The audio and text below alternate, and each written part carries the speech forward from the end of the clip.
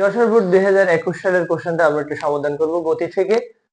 অর্থাৎ এই গতি অধ্যায় থেকে আমরা এই একই প্যাটার্নের অঙ্কগুলো একাত্রে করছি এবং তাহলে খুব সহজে আমরা অনেকগুলো অঙ্ক সহজে মনে রাখতে পারবো এবং সমাধান করতে পারবো।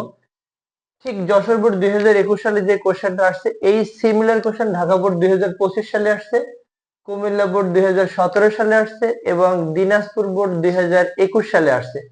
তাহলে আমরা দেখি যশোর বোর্ড 2021 সালে যে কোশ্চেনটা আসছে সেটা আসলে কেমন কোশ্চেন ছিল বা কি কোশ্চেন ছিল। শিক্ষা সফরে যাওয়ার জন্য দুটি বিদ্যালয়ের শিক্ষার্থী একই সময় একই দিকে মানে যথাক্রমে দুইটা বাসে দুটি বাসে যাত্রা শুরু করলো।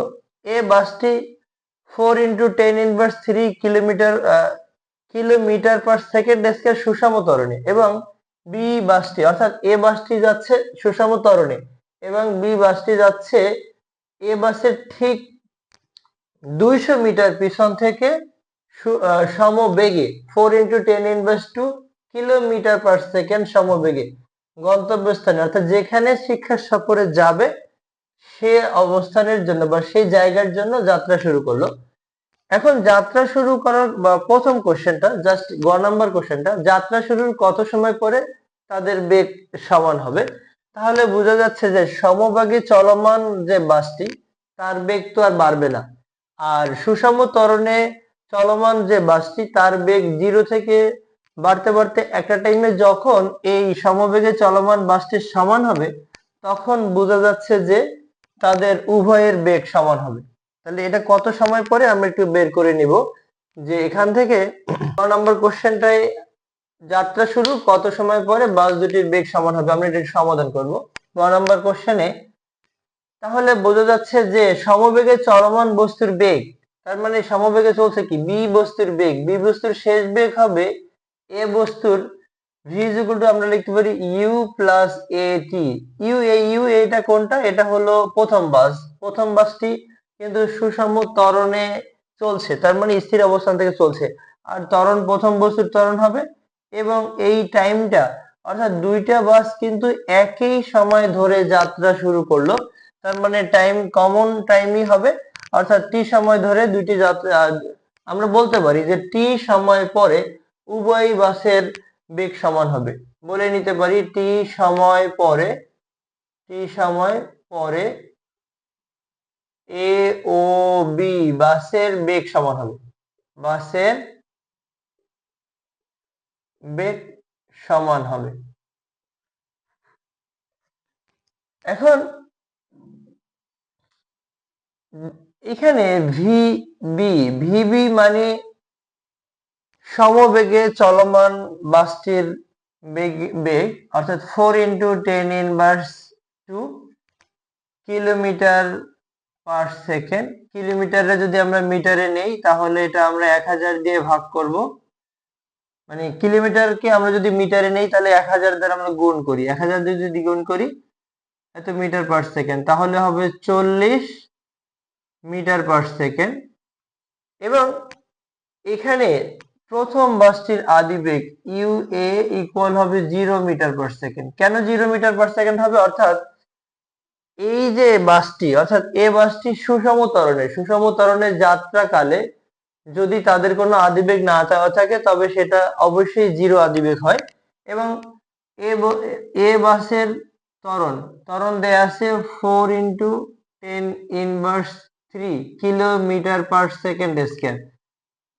কিলোমিটারে আমরা মিটারে নিলে 1000 দ্বারা গুণ করব, 1000 দ্বারা গুণ করলে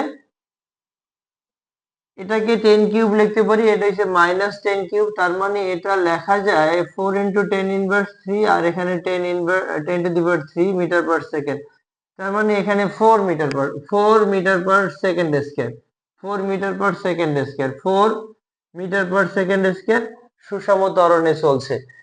তাহলে ভিবি এর মান হলো 40 আর ইউ এ 0, ত্বরণের মান ছিল 4 ইন্টু সময় টি, তাহলে 4t ইকুয়াল লেখা যায় 40, টি এর মান হবে 40 ভাগ হলো 4, তার মানে 10 সেকেন্ড।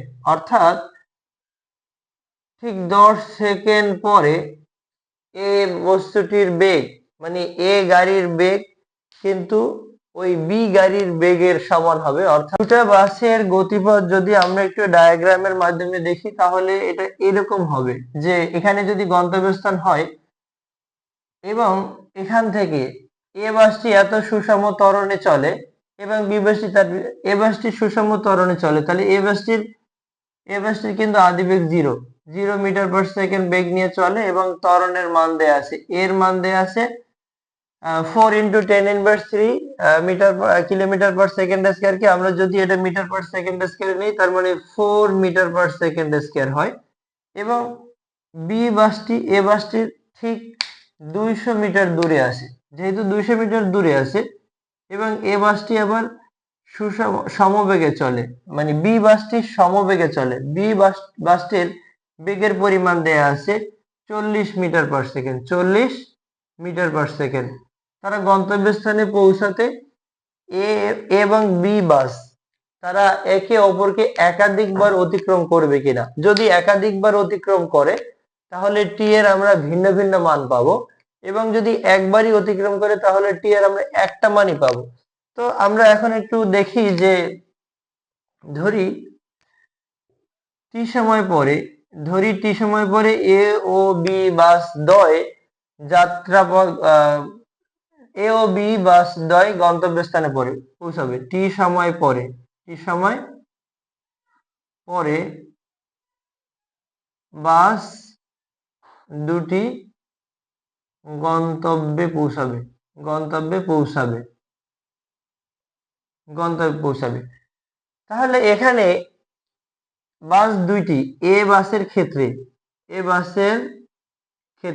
কিভাবে চলছে?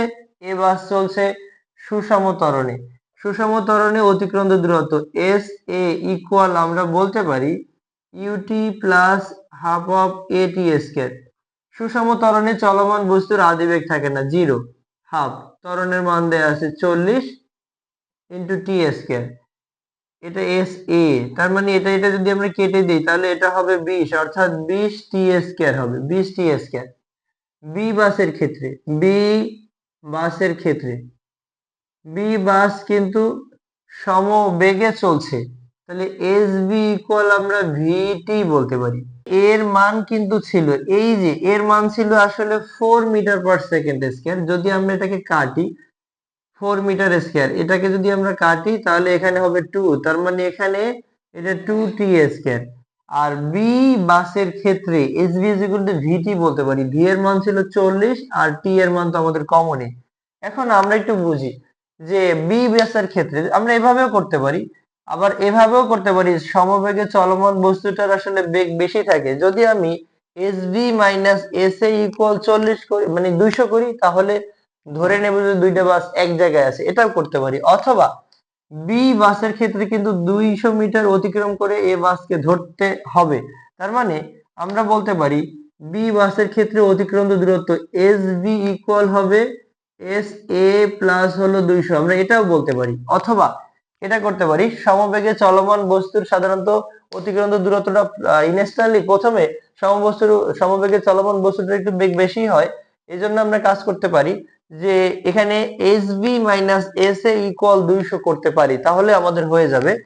এখন আমরা এখান থেকে এই এস বি এর মান হলো 40 টি ইকুয়াল এস এর মান হলো 2 টি প্লাস হলো এখানে 200। আমরা যদি সবগুলো মানকে একদিকে নিয়ে যাই তাহলে 2 টি স্কয়ার প্লাস হলো 200 মাইনাস হলো 40 টি ইকুয়াল হলো 0। আমি এখান থেকে যদি আমরা 2 কমন নিয়ে নেই তাহলে এটা চলক যুক্ত পদগুলো এক জায়গায় নেই, 20 টি প্লাস হলো 100 ইকুয়াল হলো 0। এখন এটাকে আমরা সমাধান করলে আমরা জাস্ট দুইটা বাসের মিলিত স্থান পেয়ে দুইটা বাসের কতবার মিলিত হবে বা কতবার দেখা হবে সেটা কিন্তু আমরা বের করতে পারি। এখানে উৎপাদক করতে গেলে যে এখানে আমরা এ মাইনাস বি হোল স্কয়ার সূত্র দিয়ে ভাঙা এ স্কয়ার মাইনাস সূত্রের 2 × এ মানে টি 2, আর বি বলতে এখানে 10 বর্গ 100, 10 বর্গ 100, এখানে তাহলে এ স্কয়ার মাইনাস সূত্রে 2 ইন্টু এ মানে টি, আর বি হলো 10 প্লাস হলো বি স্কয়ার মানে 10 স্কয়ার। তার মানে এটার রেজাল্ট আসতেছে টি মাইনাস 10 হোল স্কয়ার ইকুয়াল 0। তাহলে এখান থেকে কিন্তু আমরা টি এর মান শুধু একটা মান পাই, টি এর মান হলো 10 সেকেন্ড, অর্থাৎ টি এর মান হলো 10 সেকেন্ড। 10 সেকেন্ডে বি বাসটি কিন্তু এ বাসটা কি অতিক্রম করে চলে যাবে, তারপরে এ বাসটি আর বি বাসকে ধরতে পারবে না। এই জন্য গন্তব্যস্থানে পৌঁছানোর আগে তাদের আর একাধিকবার দেখা হবে না বা একবারই দেখা হবে।